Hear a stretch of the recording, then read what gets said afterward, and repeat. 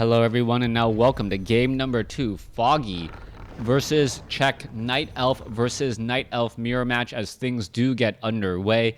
Let's go ahead and speed things up just a little bit more. We are at 8 times speed. Czech spawning as the blue Night Elf on the top left-hand side of the map. Meanwhile, Foggy spawning as the red Night Elf over here on the top right of Terranistan. Looks as though the heroes... Whoa, was that a Priestess of the Moon that just came running by? Yes, it was. Priestess of the Moon as the primary first hero. Interesting choice. Not something you see very often. And she's going to be going up against a Demon Hunter.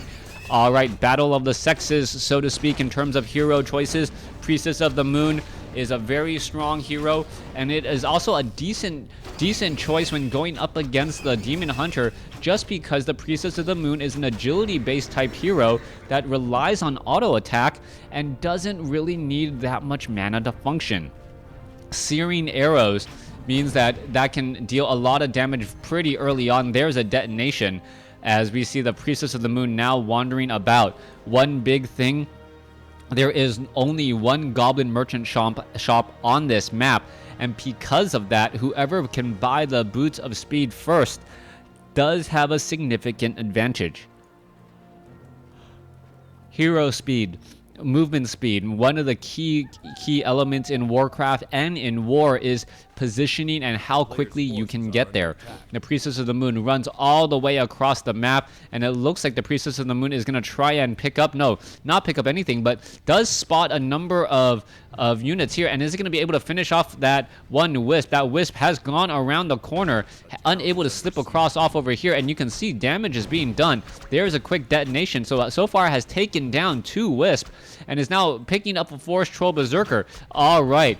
Forest Troll Shadow Priest not getting the memo that you should not try and take down a Priestess of the Moon. Priestess of the Moon should be able to hunt down this one unit. No, not able to do so exactly yet. That 1/1 Forest Troll Shadow Priest able to head back home and now trying to heal back up. But this is going to turn into a very, very deadly battle already.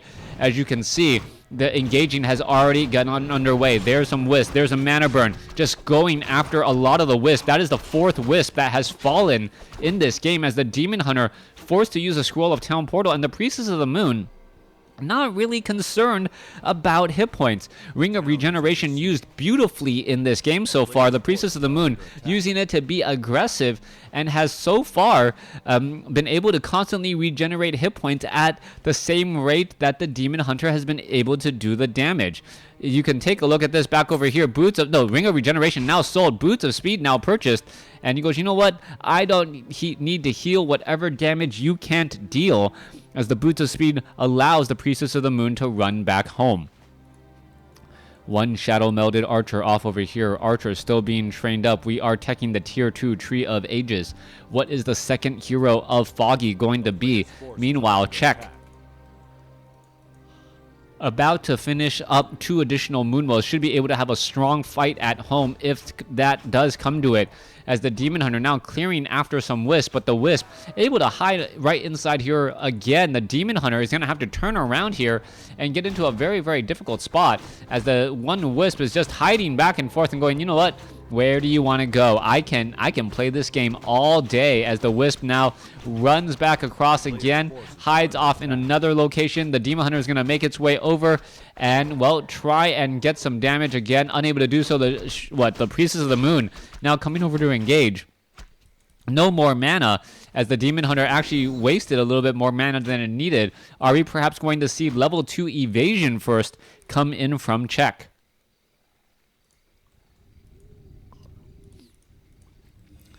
Naga Sea Witch back out on the field, so level 2 mana burn is still on the table. Searing arrows plus frost arrows plus true shot aura just sounds absolutely disheartening, as the units are now pulling back to attempt to clear out this Ogre Warrior creep camp. Ogre Warrior creep camp gonna fall very, very easily. Priestess of the Moon now at level 3. True Shot Aura level 2. Picking up the Manual of Health. You can see the mana burn there. And wow, that one Demon Hunter taking a lot of damage, as we're looking at the Priestess of the Moon still shooing away and dealing significant damage right there. Alright, we're going to see a mana burn as we are taking a look. So many cold arrows, so much damage coming across And is that going to be enough? Let's take a look at it. Demon Hunter now down to 138 hit points, trying to get away, and it looks like it will be able to do exactly that. Naga Sea Witch now exchanging arrows with each other, as that Naga Sea Witch is down to 52 hit points. Back off to the north, that one Ogre Magi extremely close to death. One more shot should do it. There goes Potion of Greater Mana, and now quickly sells that just for the gold. All right, Potion of Moonwell is healing back up that Naga Sea Witch. Players' forces are under attack. Priestess of the Moon sitting at level 3. We're going to go ahead and see where they're going to travel off to. Where are they going to engage? As we now see the Demon Hunter of Czech in a little bit of trouble. Naga Sea Witch is right there. And as both sides are getting into position, another mana burn onto the Priestess of the Moon. But the Priestess of the Moon hasn't really been losing that much mana per se. And she's been doing fairly well with low mana. Plus 8 damage per attack. Naga Sea Witch getting transferred back over. Demon Hunter down to 44 hit points before the teleport completes. And now, back at home, although you cannot buy Moonstones to raise up all of your Moonwells, you do have the benefit. Well, you could, but you just give your opponent perhaps the same equal advantage as you do. So you definitely do not want to try to do that. All right, Druids of the Claw should be making their rounds here in just a moment. A slowed Forest Troll Berserker gets taken down. There it goes.